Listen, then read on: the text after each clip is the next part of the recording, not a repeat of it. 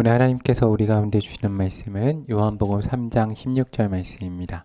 신약 146쪽에 있는 요한복음 3장 16절 말씀을 제가 받들어 읽겠습니다.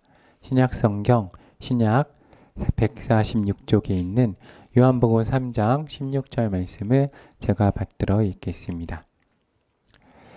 하나님이 세상을 이처럼 사랑하사 독생자를 주셨으니 이는 그를 믿는 자마다 멸망하지 않고 영생을 얻게 하려 하심이라. 아멘.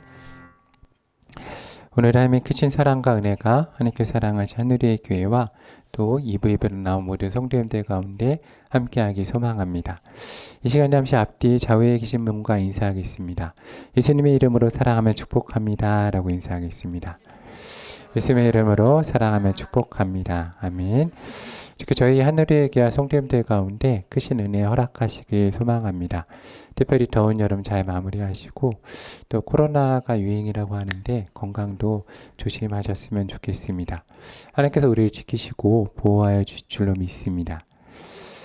오늘도 주께서 우리 가운데 함께 하시고 우리가 기도하고 예배하는 가운데 성령 하나님께서 우리 가운데 역사할 줄로 믿습니다.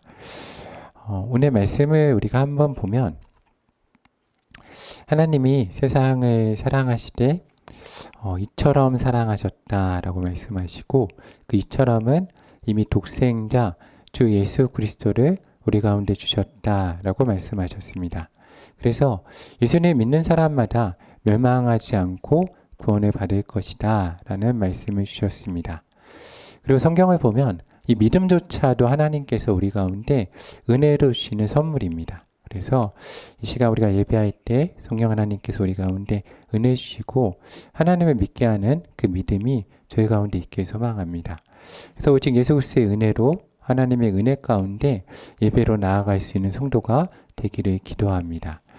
창세기 22장 1절부터 2절 말씀을 보면 아브라함에 대한 이야기가 나오는데 아브라함이 이 100세가 되어서 자신이 그렇게 원하던 아들을 얻습니다. 그 아들 이름이 이삭입니다. 그래서 이삭이어서 이름의 뜻은 이제 웃는다. 그래서 하나님이 나를 웃게 하신다 라는 뜻입니다. 그런데 하나님이 100세의 이삭을 주시고 하나님이 이렇게 말씀하십니다. 1절과 2절을 제가 읽어보면 그 일 후에 하나님이 아브라함을 시험하시려고 그를 부르시되 아브라함 하시니 그가 이르되 내가 여기 있나이다. 여호와께서 이르시되 내 아들 내 사랑하는 독자 이삭을 데리고 모리아 땅으로 가서 내가 내게 일러준 한 산 거기서 그를 번제로 드리라. 이 성경이 좀 어려운 본문이죠. 우리가 이해하기 어렵습니다. 먼저 우리가 생각해 볼 거는 시험이란 단어인데 여기서의 이 시험이란 단어는 유혹하다는 단어는 아닙니다. 유혹하다. 영어로 템테이션은 아니고 테스트란 단어를 쓰는데 그러니까 그 사람의 시험을 보다, 그러니까 믿음을 본다는 말씀입니다.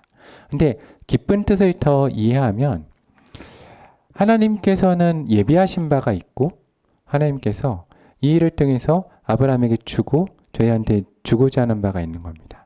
이 모리아산은 나중에 이제 그 지리학적으로 좀 살펴보면 나중에 골고다 언덕. 그러니까 예수님이 겟세마네 동산에서 기도하시고 골고다에서 십자가를 지고 돌아가시지 않습니까? 예수님이 돌아가신 그 자리가 됩니다. 그래서 예표하는 것은 그 순양을 통해서 우리 가운데 예비하심, 예수 그리스도 그리고 아브라함의 믿음의 조상이 되기 때문에 늘 사탄이 참소하는 자로 이야기하지 않습니까? 근데 그 가운데서 하나님께서 때로 믿음의 사람들이 그 하나님의 행동하실 수 있는 그 씨앗이 되어주는 믿음의 역할도 해야 되는 겁니다. 그 아브라함한테 하나님이 요구하신 거죠. 그래서 아브라함이 하나님께서 일러주신 대로 순종합니다.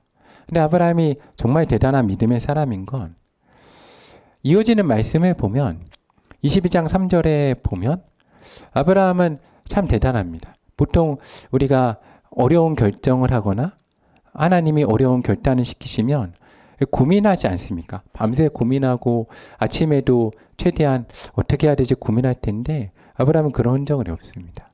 고민했겠죠. 고민 안 했을 수는 없을 겁니다. 그런데 아침에 성경에 보면 뭐라고 되어 있습니까? 일찍이 일어나 순종했습니다. 대단한 믿음의 사람인 거죠. 그렇기 때문에 믿음의 조상인 겁니다. 번제 두 종과 그리고 아들 이삭을 데리고 번제했을 나무를 쪼개어 가지고 길을 나섭니다.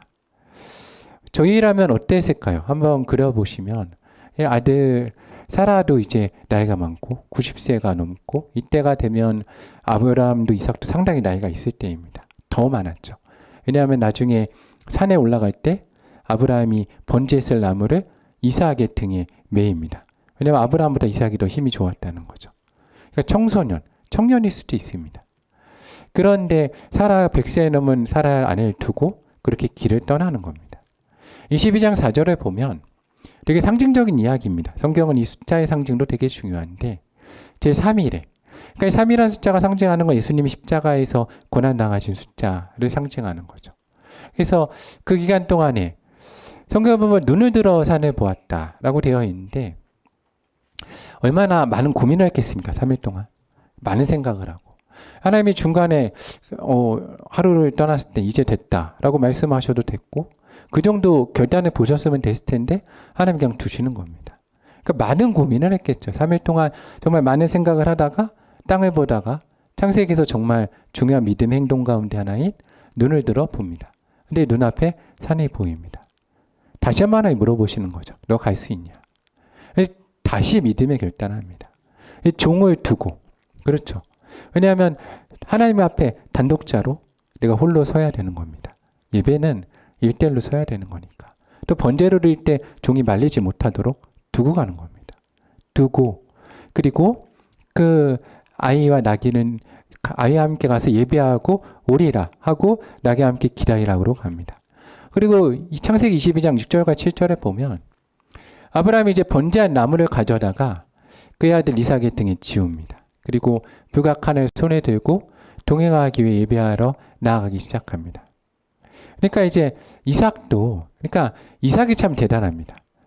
제가 청소년부 설교할 땐 다르게 설교했습니다. 왜냐하면 청소년부 설교할 땐 저희 신학교 교수님들이 항상 감을 무시하지 말라고 되게 항상 얘기하셨는데 아버지가 이런 싸한 느낌이 있으면 빨리 청소년부한테 도망가라고 아버지가 이사 가실 수도 있다. 도망가라고 얘기했습니다. 근데 생각해 보십시오. 이삭이 진짜 대단한 사람입니다. 왜냐하면 짐을 메고 갔습니다. 그러면 이삭이 적어도 10대에서 20대란 소리입니다. 아브라함이 110세, 120세. 도망가면 못 잡습니다. 이삭이 도망가면 아브라함 못 잡습니다. 발버둥 쳐도 못 잡습니다. 그냥 순종하는 겁니다. 따라 올라갑니다. 아버지니까. 근데 물어보죠. 아브라함, 아버지요. 그럽니다. 저는 이 말을 딱 들을 때 아브라함 심정이 어땠을까? 무너지지 않았겠습니까? 그냥 마음이 그냥 무너지지 않았겠습니까? 저도 가끔 이렇게 혼자서 막 기도하거나 금식하거나 그럴 때 저희 아이들이 와서 한마디 딱 아빠 부르거나 이렇게 입에다 먹고 딱 대면 그냥 순간 무너집니다. 마음이. 근데 아브라함은 어땠겠습니까? 아브라함 마음 무너집니다. 그 하나님 물어보시죠. 근데 거기서 이제 하나님 성을 듣는 겁니다. 아버지요. 아브라함이 말합니다. 내가 여기 있노라. 이 말이 어떻게 보면 창세기 1장과 이어지는 말입니다. 왜냐하면 하나님께서 3장과 이어지는 게 하나님이 찾으시죠. 아담아 내가 어디 있냐. 그때 대답을 해야 되는 겁니다. 내가 여기 있나이다. 숨지 않고. 아브라함 숨지 않았습니다. 하나님의 성이 자녀를 통해 들리는 겁니다. 내가 여기 있노라. 그때 이삭이 말합니다. 불과 남은 있거니와 번제할 어린 양 어디 있나이까. 여기서 이제 믿음의 사람들이 잘 들어야죠. 하나님의 질문인 겁니다. 근데 물론 아브라함이 다 들을 생각으로 왔습니다. 그런데 믿음이 있는 겁니다. 하나님이 예배하실 것이다. 이게 믿음인 겁니다. 그리고 나아가는 겁니다. 하나님이 지시한 곳에 갑니다. 거기까지 하나님이 밀어붙이시는 겁니다. 그리고 창세기 22장 계속 이어지는 말씀에 보면 거기서 아들을 결박시킵니다. 그러니까 이삭이 대단한 거죠.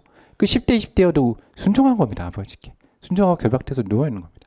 칼을 들어 이삭을 정말 번제를 드리려고 하자 성경을 보면 급하게 부릅니다. 22장 11절에 보면 2번 부르시지 않습니까? 급하게 부르신 겁니다. 아브라함아, 아브라함아. 그때 아브라함이 피하지 않고, 하나님 앞에 피하지 않고 대답하는 자리에 서게 게 중요하죠. 내가 여기 있나이다. 그때 하나님께서 말씀하십니다. 하나님의 말씀입니다. 사자를 통해서 그 아이에게 내 손을 대지 말라. 그에게 아무 일도 하지 말라. 내가 내 아들 내 독자까지 내게 아끼지 아니하였으니 내가 이제야 내가 하나님을 경외한 줄 아노라. 라고 말씀하십니다. 아브라함 믿음의 결단을 보신 거죠. 근데 중요한 건 이것이 아니라 하나님은 예비하시고 준비하셨다는 겁니다. 우리가 그 상황 가운데 저도 상당히 삶이 어려울 때도 있고 힘들 때도 있고 그럴 때도 저도 어릴 때 많이 아팠고 자녀를 셋이나 키우다 보니까 항상 이제 응급실도 자주 가고 병원도 자주 가고 그리고 개척도 하다 보니까 어려운 상황이 있습니다. 주 앞에 나올 때 어떻습니까? 다 들고 나아갑니다. 이삭처럼. 그러지 않습니까?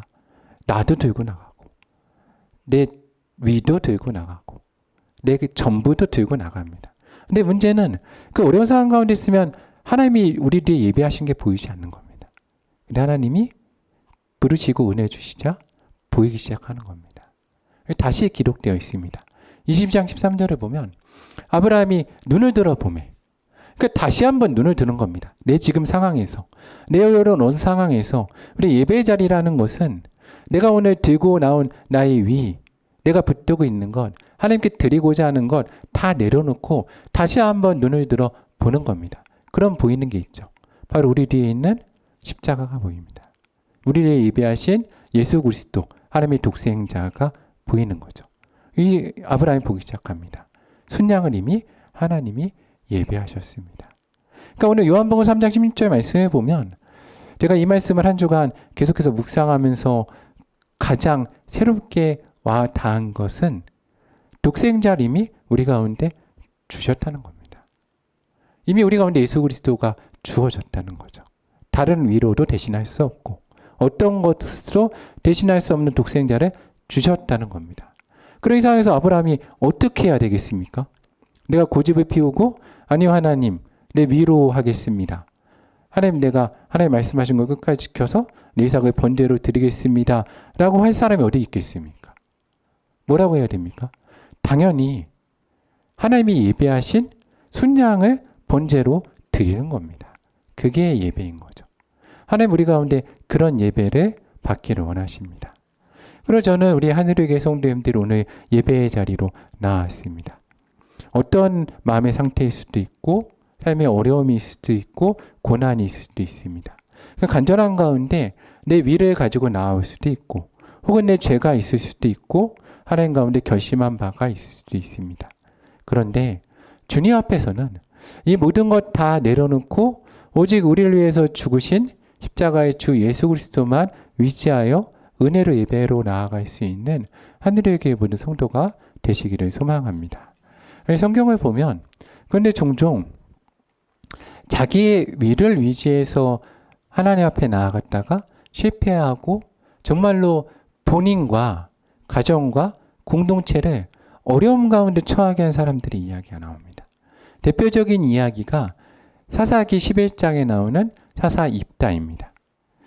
사사기 11장 1절과 2절 말씀을 보면 이렇게 기록되어 있습니다.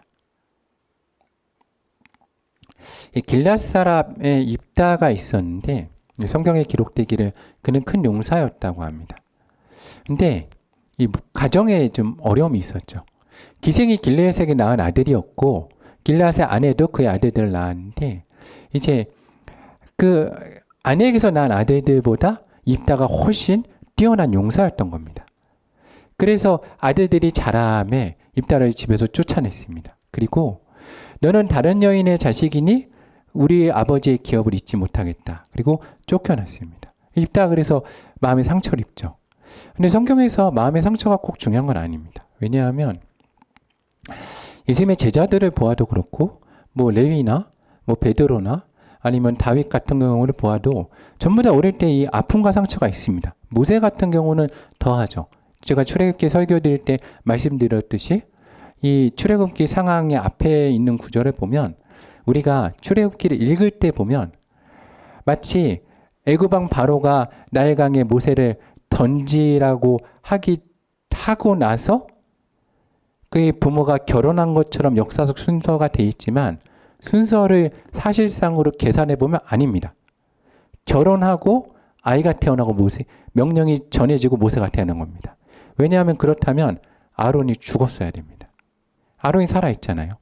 그러니까 아론이 살아있다는 것은 아론이 태어나고 미리암이 태어난 다음에 바로가 명령을 하고 그 다음에 모세가 태어난 겁니다. 근데 성경은 믿음이라고 말해주기 위해서 순서를 뒤로 배치한 것뿐입니다. 그럼 모세 입장에서 보면 뭡니까? 모세 부모가 모세를 왜 물에 던졌습니까? 믿음으로 던진 것도 되지만 사실은 누구 살리기 위함입니까? 아론하고 미리암 살리기 위함입니다. 그걸 나중에 모세가 알았을 때 모세 심정이 어떻겠습니까? 근데 그러고 와서도 모세는 자기 형제들이 자기를 규탄하고 탓했을 때 가만히 있었습니다. 온유한 자였기 때문이죠. 이게 하나님의 은혜입니다.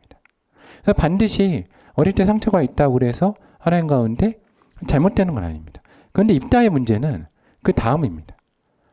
쫓겨났는데 이어지는 성경 말씀을 보면 입다가 이 사사기 1, 2절하고 이어지는 말씀을 보면 형제들을 피하여 돕당에 갔는데 그와 함께 이 잡류라고 표현됩니다. 성경에서. 그러니까 하나님에 대한 믿음이 없는 사람들, 죄악된 사람들이 함께 거하기 시작을 하면서 영향을 주기 시작을 한 겁니다. 그래서 우리가 누구와 함께 대화를 하고 어느 공동체에 속하냐, 우리나라 말에도 있지 않습니까? 정말로 어떤 친구를 옆에 두느냐가 사실은 되게 중요한 겁니다. 그때 이제 영향을 받은 겁니다. 그리고 있는데 사사기를 보면 암몬 사람들이 쳐들어옵니다. 그래서 암몬 사람들이 쳐들어와서 길르앗이 어려움 가운데 딱 처합니다. 근데 길르앗 족속이 싸울 수가 없거든요. 지도자가 없으니까. 그래서 입다를 초대합니다. 그 입다를 초대해서 우리 대신해서 싸워라 라고 합니다. 그때 입다가 장로들에게 너희가 전에 나를 분명히 미워해서 쫓아냈는데 왜 환난당했다고 나에게 다시 오냐 라고 합니다. 근데 장로들이 입다에게 이렇게 말합니다. 이제 우리가 당신을 찾아온 것은 우리와 함께 가서 암몬 자손과 싸우게 하려 함이니 그래야면 당신이 우리 길르앗 모든 주민의 머리가 되리이다. 그래서 문제는 입다에게도 욕심이 있었던 겁니다. 어떤 욕심이 있었습니까? 머리가 되고자 하는 욕심이 있었습니다. 그러니까 이 입다 사건은 사사기에서 우리가 기드온 사건과 대비해서 봐야 되는 사건인데 기드온은 이게 똑같은 사건인데 다른 결말을 낳습니다. 기드온은 항상 머리가 되지 않겠다라고 했습니다. 근데 입다는 내가 머리가 되고 싶었던 겁니다. 욕심이 있었죠. 그래서 싸우러 나아가는데 실수를 합니다. 어떤 실수를 하냐? 내가 근데 상처도 있고 내가 보니까 그동안 하나님 믿고 나아가야 되는데 내가 그동안 어울린 사람들과 삶을 잘못 산 겁니다. 그러니까 어떻습니까? 그냥 회개하고 주님 도와주십시오. 은혜로 주십시오라고 나가야 되는데 불안한 겁니다. 그렇지 않습니까? 우리도 평소에 우리 중고등부 애들 보면은 예전에 사역할 때 교회 잘 안 나오다가 시험 때만 되면 항상 나와가지고 불안하니까 항상 와서 목사님 어떻게 해야 될까요? 하나님이 이래도 은혜 주시나요? 물어보는데 은혜 주십니다. 상관없습니다. 그냥 나가면 됩니다. 근데 그때 막 서운하죠. 막 이후엔 교회 잘 다니겠습니다. 지키지도 않을 거면서 이렇게 막 서운하고 그리고 교회 안 나옵니다. 그래서 또 고3 때 되면 애들이 갑자기 막 수능 한 달 전에 애들이 막 부흥하고 수능 끝나고 갑자기 싹 사라지고 다 똑같습니다. 입다도 그랬죠. 무서운 겁니다. 전쟁 나가려니까 무섭죠. 그래서 어떻게 하냐면 하지 말아야 될 얘기를 합니다. 이게 또 성경의 문제가 창세기 22장을 누군가 알았더라면 그리고 그 말씀을 누가 가르쳐줬다라면 입다가 알았으면 이런 말 안 했을 텐데 이런 말을 합니다. 내가 전쟁 나가 돌아올 때 나를 첫 번째 환영하는 사람을 내가 하나님 앞에 번제로 드리겠다라고 얘기합니다. 그리고 전쟁에 나갑니다. 잘못한 거죠. 하나님 그렇게 역사하시지 않습니다. 하나님 그냥 구원하시거든요. 그리고 하나님 절대 맹세하지 말라고 하셨습니다. 맹세하시면 안 됩니다. 그리고 하셨더라도 안 지키셔도 됩니다. 왜냐하면 성경에서 안 지키는 예가 두 개가 딱 있습니다. 두 개가 뭐냐? 남편이 결혼한 아내에게 서운할 때 딱 듣고 지키지 마라 그러면 지키지 않는 겁니다. 그리고 결혼하지 않은 딸이 딱 서운하는 걸 듣고 아버지가 지키지 말라고 그러면 지키지 말아야 됩니다. 하나님이 하지 말라고 하셨습니다. 그리고 신랑 되신 예수님이 하지 말라고 그러셨습니다. 그래서 안 하셔도 됩니다. 그냥 나를 위해 기도하는 겁니다. 내가 못하니까. 그래서 그냥 못한다고 그러고 시작하는 겁니다. 예수님 마태복음 5장 33절 37절 분명히 얘기하셨죠. 또 옛사람에게 말한 바 헛맹세를 하지 말고 내 맹세한 것을 주께 지키라 하였다는 것을 너희가 들었으나 나도 너희에게 이르노니 도무지 맹세하지 말지니 하늘로다 하지 말라 이는 하나님의 보좌이며 땅으로다 하지 말라 이는 하나님의 발등삼이며 예루살렘으로다 하지 말라 이는 큰 임금의 성이며 내 머리로다 하지 말라 이는 네가 한 터럭도 희고 검게 할 수 없음이라 오직 너희 말은 옳다 옳다 아니라 아니라 하라 이에서 지나는 것을 악으로 나누니라. 아멘. 저도 학부 신학 때부터 제가 20살부터 신학교를 다니다 보니까 학부 때 신입생 OT 때 제 친구들이 들어오자마자 그런 말 하는 친구도 있습니다. 이름을 보면 이제 대단하죠. 그런 친구들 보면 정말 대단한 이름도 갖고 있습니다. 뭐 요새 다이 뭐 그런 바울 그런 이름 가진 친구들 들어와서 이럽니다. 난 2년 다니고 자퇴할 거다. 왜? 부모님 소원들이라고 들어왔다. 근데 다 목회하고 있습니다. 다 목회하고 있습니다. 그래서도 들어오는데 그리고 이제 저도 그런 과정을 겪다 보니까 그냥 성도님들 와서 기도하시면 하셔도 됩니다. 왜냐하면 그러게 또 믿음의 결단이 됩니다. 근데 못하면 하나님 다 용서해 주십니다. 그냥 안 하셔도 됩니다. 거기에 자유하시면 됩니다. 소원 의미 없습니다. 그런데 하나님 그래서 구원하시는 게 아니거든요. 그냥 구원하십니다. 그냥 은혜로. 그래서 우리가 내 자신 하나도 어떻게 할 수 없기 때문에 서원하면 안 됩니다. 근데 서원했습니다. 아니면 믿음을 갖고 있어야 됩니다. 무슨 믿음 갖고 있어야 되냐? 나가서 지더라도 뭐 하면 된다? 하나님 뜻이다. 순종하겠다 하면 됩니다. 다니엘이 그러지 않습니까? 새 친구들이. 다니엘서 2장 18절에 보면 그렇게 하지 아니하실지라도 하나님 나를 여기서 구원하지 아니하실지라도 나 하나님 편에 서겠다 그러고 나갔으면 됩니다. 그런데 잘못한 거죠. 근데 문제는 차라리 그러면 졌어야죠. 근데 하나님이 불쌍해 보셔서 이기게 하십니다. 이따가 승리합니다. 근데 성경을 보면 사사기부터 이후의 모든 역사에 보면 11개 하나님이 딱 얘기하십니다. 이제 북이스라엘이 마무리될 때가 이 므낫세 이후에 북이스라엘이 여로보암 2세 이후에 그냥 북이스라엘이 망하면서 하나님이 보호하신 역사가 끝나는데 하나님 그때까지 보호하신 이유를 여로보암 2세 때 정확히 얘기하십니다. 여로보암 2세의 말씀, 이 이야기를 보면 11개 14장 25절부터 27절 말씀을 보면 이렇습니다. 이스라엘 하나님 여호와께서 그의 종 가데벨의 아미떼 아들 선지자 요나를 통해 하신 말씀과 같이 여로보암이 이스라엘 영토를 회복하되 하맛 어귀에서부터 아라바 바다까지 하였으니 이는 여호와께서 이스라엘의 고난이 심하여 메인 자도 없고 노인 자도 없고 이스라엘을 도울 자도 없었음을 보셨고 여호와께서 또 이스라엘 이름을 천하에서 없이 하겠다고도 아니하셨으므로 요아스의 아들 이제 여로보암의 손으로 구원하심이었더라. 아멘. 이게 성서 고고학적 구어로 보면 되게 어려운 게 우리가 이 성경만 읽으면 북이스라엘 시대 때 여로보암 2세가 너무나 악해서 그 시대에 북이스라엘이 못 살았다고 생각을 하는데 고고학적으로 보면 아닙니다. 가장 영토가 넓었던 시대가 여로보암 2세 때입니다. 제일 강성했습니다. 왜냐하면 오늘 말씀처럼 하나님의 구원하심은 하나님이 그냥 불쌍히 보셔서 왜 저렇게 북이스라엘이 못 살까? 왜 저렇게 북이스라엘이 고난을 당할까? 하나님의 백성인데 그래서 구원하신 겁니다. 그런데 문제는 차라리 죄를 통해서 은혜를 받으면 그냥 은혜라고 생각하는데 입다처럼 위로 나아가 보니까 내가 왜 이긴 겁니까? 나의 못 때문에? 위로움 때문에 이긴 겁니다. 그러다 보니까 그럼 내가 나는 못 지키겠다 그러고 지도자 내려놓으면 됩니다. 못 내려놓은 겁니다. 그리고 돌아갔습니다. 근데 돌아가고 나올 때 누가 나옵니까? 자기의 문안동료가 나옵니다. 딸이 하나밖에 없네. 그 딸이 나 춤을 추죠.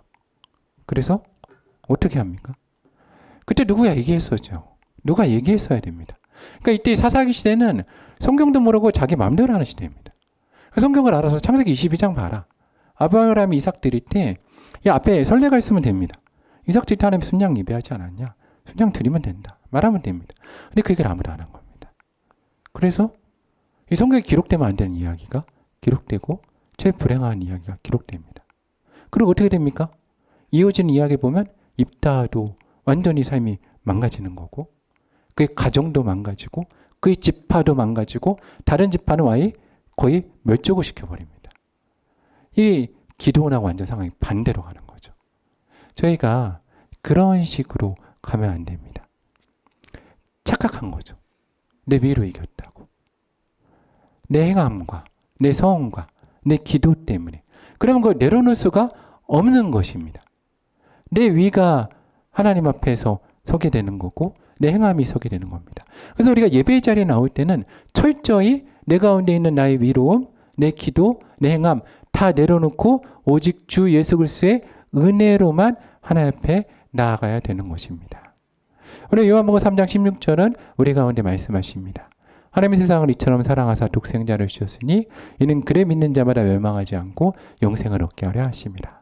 하나님 우리 가운데 이미 독생자 예수 그리스도를 주셨습니다. 우리가 그 믿음을 가지고 하나님 앞에 살아갑니다.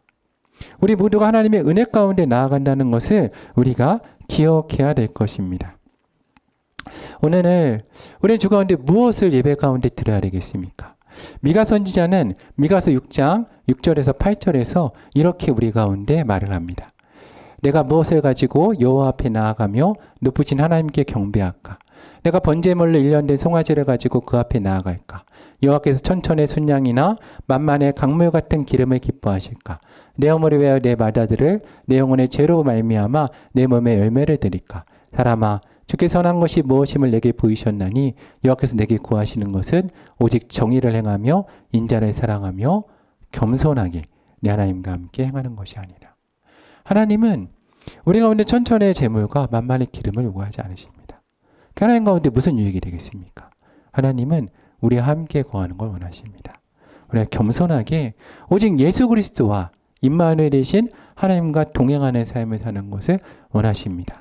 그리고 우리를 위해서 이미 십자가에 예수님을 준비하셨습니다. 성경 계속해서 얘기합니다. 하나님 우리가 드리는 이러한 희생의 제사를 기뻐하지 않으십니다. 시편 51편 16절부터 17절을 보면 다윗은 이렇게 고백합니다. 주께서는 제사를 기뻐하지 아니하시나니 그렇지 아니하면 내가 드렸을 것이라. 주는 번제를 기뻐하지 아니하시나이다. 하나님이 구하는 제사는 무엇입니까? 상한 심령이라.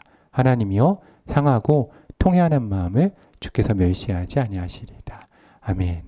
오늘 우리가 우리의 위를 의지하지 않고 내가 상한 심령과 죄악과 내가 붙들고 있는 모든 것 주 앞에 내려놓고 나아갈 때 하나님이 우리 가운데 은혜 주실 줄로 믿습니다. 오늘 요한복음 3장 16절은 우리 가운데 얘기합니다. 하나님이 세상을 이처럼 사랑하사 독생자를 주셨으니 이는 그를 믿는 자마다 멸망하지 않고 영생을 얻게 하려 하심이라. 아멘.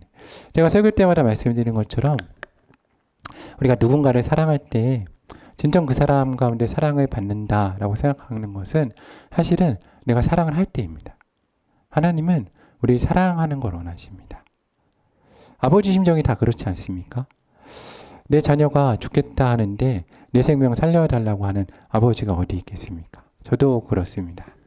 저도 세 자녀를 키우는데 재작년에 이제 개척을 하고 제가 재작년에는 이제 영락교회에서 개척을 한다고 금식을 3번을 했습니다. 3번을 작정을 하고 하는데 3번째 할 때 와이프가 몸이 되게 아파서 병원에 입원했다가 퇴원을 했고 와이프가 입원할 동안 부모님이 집에 와 계셨는데 그때 부모님이 이제 돌아가셨습니다. 돌아가시고 저가 있고 와이프가 병원에 입원했다 나왔고 아이 둘과 아이 셋과 저희 셋째 딸이 이제 막 돌이 지났을 무렵입니다. 근데 제가 그때 영락교에서 이제 고등부랑 청년부 사역을 하는데 제가 청년부 목사님이랑 서로 약속한 게 있습니다. 저희가 목사가 한 30명이 넘는데 이제 우리가 교육자 50명 중에 코로나에 제일 늦게 걸리자. 왜냐하면 우리가 걸리면 예배가 멈춘다. 왜냐하면 다른 사역자는 대체 사역자가 있는데 청년부랑 고등부랑 중고등부는 내가 없으면 예배가 멈추는 겁니다. 그래서 무조건 코로나는 제일 늦게 걸리자. 정말 아무도 안 만났습니다. 그 기간 동안. 마스크 계속 쓰고 있었고 사무실에서 그냥 기도하고 말씀 보고만 했습니다. 정말 코로나 안 걸렸습니다. 근데 그러다 보니까 마지막에 걸린 겁니다. 딱 그때 걸렸습니다. 그러니까 금식하는 중간에 와이프는 퇴원하고 부모님은 돌아가시고 그때 제가 걸린 게 아니라 항상 저희 첫째가 나가서 학교 가서 오라 유치원 가서 걸려오는데 코로나에 걸려온 겁니다. 둘째가 걸렸습니다. 셋째가 그리고 와이프가 걸리고 셋째가 걸렸습니다. 격리가 됐습니다. 근데 저는 안 걸렸습니다. 저는 제가 걸릴 줄 알았는데 제가 안 걸렸습니다. 딱 안 걸렸는데 갑자기 밤에 저희 셋째가 이제 돌이 지났는데 열이 39도에서 40도로 올라가는 겁니다. 무섭더라고요. 이제 와이프도 누워있고 첫째, 둘째 누워있고 저는 금식을 지금 중간이고 거의 뭐 비몽사몽간인데 셋째가 그러고 있는 겁니다. 어떻게 합니까? 119 전화했지. 119 전화했습니다. 119 차가 왔습니다. 딱 재보더니 산소 측정을 하더니 응급실에 무조건 가야 된답니다. 근데 문제가 그때 응급실이 그 상황 아시지만 없던 때입니다. 전화 다 돌렸습니다. 서울 전화 다 돌렸는데 갑자기 서울대병원에 유아 격리 응급실이 딱 한 자리가 났다고 빨리 무조건 가야 된답니다. 왜냐하면 우리가 간 사이에 딴 구급차가 오면 못 들어간답니다. 그래서 저보고 가라는 겁니다. 근데 애들은 두고 저는 아무것도 안 챙기고 몰랐습니다. 원래 제가 차를 끌고 뒤에서 따라갔어야 됩니다. 저희 집에서 1시간, 2시간 거리거든요. 걸어서. 사택에서. 근데 그냥 갔습니다. 응급실에 그냥 입원을 해야 된대서. 응급실에 갔습니다. 갔는데 이제 거기서 막 측정을 하고 막 했습니다. 밤새 기도했죠. 뭐라고 기도했겠습니까? 뭐 기도도 못했습니다. 솔직히는. 하나님 살려달라고 기도하고 내가 뭐 매달릴 수 있는 것도 없지 않습니까? 너무나 그냥 상황이 어려운 겁니다. 하나님 살려주십시오. 어떻게 될지도 모르겠습니다. 그리고 마음도 지금 너무 상해했죠. 왜냐하면 내가 그렇게 금식을 40일을 2번 하고 세 번째였습니다. 그때가 세 번째 40일 금식자였는데 11대 힘도 하나도 없고 근데 와이프는 병원에 있다 나와서 이제 정말 어렵고 애들은 다 걸리고 우리 셋째 걸리고 정말 그때는 이러다가 큰일 날 수도 있겠다 생각이 들었습니다. 그리고 기도를 하는데 그냥 하나님 정말 은혜로 지켜주셔서 새벽에 열이 떨어졌습니다. 그때 병원에서 정말 매몰차게 빨리 나가라고 그래야 다음 사람 들어온다고 저를 쫓아낸 겁니다.